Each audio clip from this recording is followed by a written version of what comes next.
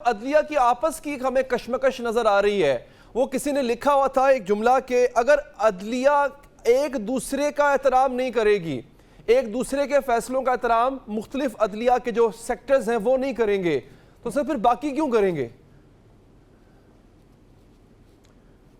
हाँ ठीक आप कहते हैं।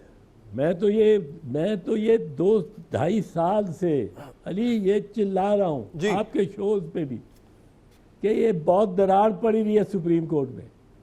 सुप्रीम कोर्ट में मैं ये कहता रहा हूँ, 2-3 साल से कह रहा हूँ कि बहुत दरार है और इसने फटना किसी होता। अब आके चूँकि उमर अता बंदयाल की आ रही है उसकी रिटायरमेंट, तो सारे शेर होके उसको पड़ गए। अच्छा, अब उमर साहब को भी ये सोचना चाहिए, मैं समझता हूँ कि ज़िंदगी में बड़े कम ऐसे मौके आते हैं, अमूमन आदमियों के बहुत कम ऐसे मौके आते हैं कि आपको एक ऐसा फैसला करना है जिसमें आप एक ही वक्त में, एक लम्हे में, या मातूब आइन और कानून चीफ जस्टिस मुनीर बन जा सकते हैं, या मुहाफ़िज़ आइन और कानून AR कॉर्नेलियस बन सकते हैं। ये उमर अता बंदयाल के आखिरी लम्हों में, जो उसके टेन्योर के आखिरी लम्हों में उसके पास ये चॉइस है। मैं कहता हूँ उसके सामने केस है, फौजी अदालतों का केस है मिसाल के तौर पर। उस पर अब अगर मैं कहता हूँ वो फैसला करे, वो हमारे खिलाफ कर दे, मुझे उसका कोई नहीं इतना मतलब, लेकिन अगर वो फैसला ही ना करके गया और वो छोड़ गया इस मामले को, तो बहुत सारी कौम को तो जो नुकसान होगा और कौम को जो एक अंदेशी होगी, बद अंदेशी, वो एक तरफ, ये खुद एक बहुत बड़ा मौका उमर अता बंदयाल गंवा देंगे। अच्छा, लेकिन एतज़ा साहब मैं अगले अपने अल्फाज बड़े मोहतात अंदाज में अल्फाज इस्तेमाल करते हुए मैं अगली बात करने जा रहा हूँ। सर ठीक है, जस्टिस बंदयाल साहब के पास एक बड़ा मौका है, लेकिन उनके पास मौका ये भी था, ये भी आवाम को दिखाने का कि अगर मेरे इर्द गिर्द मेरे कॉलीग्स पे अगर किसी पे इल्ज़ाम है तो मैं इम्पार्शल रहूंगा, पार्शलिटी नहीं दिखाऊंगा।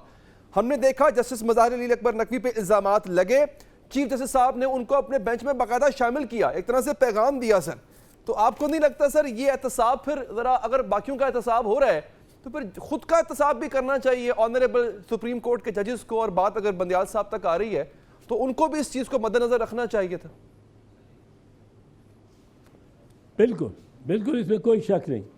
और इस पे बुनियादी तौर पे दो रवैये हैं। एक तो जहाँ तक मज़ाहिर नकवी साहब का ताल्लुक, मज़ाहिर नकवी साहब को ये उनके ख़िलाफ़ दरख्वास्त दी गई कि उनको सुप्रीम कोर्ट के बेंच पे नहीं बैठना चाहिए, क्योंकि उनके ख़िलाफ़ कुछ इल्ज़ामात हैं जो सुप्रीम जुडिशल काउंसिल में ज़ेर तहकीक व तफ्तीश है, और उनको इस वजह से सुप्रीम कोर्ट के बेंच पे बैठना ही चाहिए।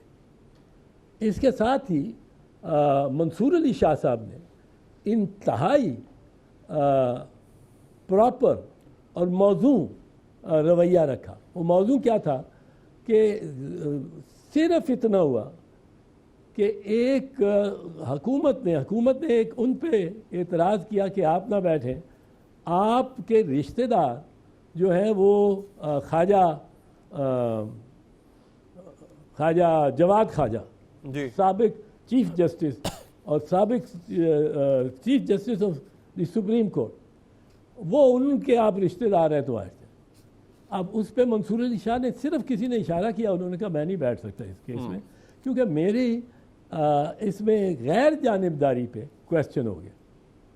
अब जहाँ भी एक जज की गैर जानिबदारी पे ये क्वेश्चन हो जाए, वहाँ वो जज को बैठना मुनासिब नहीं है।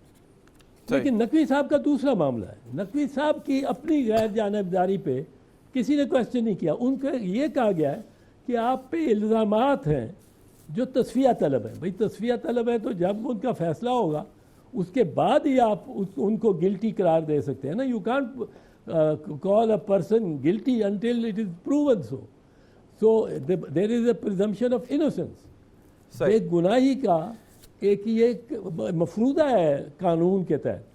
But Mansoor Ali Shah absolutely right and very बहुत ही उन्होंने उन्होंने ज्यादा एहतियात से काम लिया.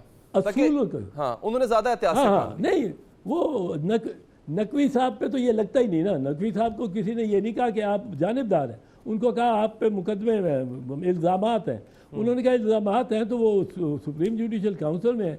मैं अपने आप को बेगुनाह समझता हूँ. मैंने वहाँ भी कहा है बेगुनाह हूँ मैं. मेरे पे गलत झूठा इल्ज़ाम है और अगर ये इल्ज़ाम साबित हुआ तो मैं निकल जाऊँगा. लेकिन जब तक ये इल्ज़ाम है मैं इस केस में एम्बेरस भी नहीं होता, क्योंकि मेरे पे तो इल्ज़ाम कोई नहीं कि आप जानिबदार हैं. जानिबदारी के इल्ज़ाम पे जज को नहीं बैठना चाहिए. जिस तरह वो हुमायूं दिलावर जो था वो बैठ रहा है जानिबदारी के इल्ज़ाम पे. फारूक जो है आमिर फारूक साहब चीफ जस्टिस वो बैठते रहे. वो उस केस को छोड़ते ही नहीं. जिस केस में उन पे ख़ास इल्ज़ाम और बड़ी ठोस दिए हैं सबूत उसमें, उस पे जिसमें मंसूर अली शाह के खिलाफ कोई सबूत नहीं था, पर सिर्फ इल्ज़ाम था. हल्का सा उसने जो कहा अटॉर्नी जनरल ने, आप हट गए, चले गए. सही. आमिर फारूक और हुमायूं दिलावर को चीख के कह रहे हैं मुल्ज़िम के जी आप ना बैठे आपके ये दिलचस्पी है या तासुब है. वो बैठे हुए. ये भी एक बड़ा कानून के साथ खिलवाड़ ही हो रहा है. ठीक है एतजाज साहब, मैं इंतहाई मशकूर हूँ सर कि आपने प्रोग्राम के लिए वक्त निकाला. सर आपका बहुत बहुत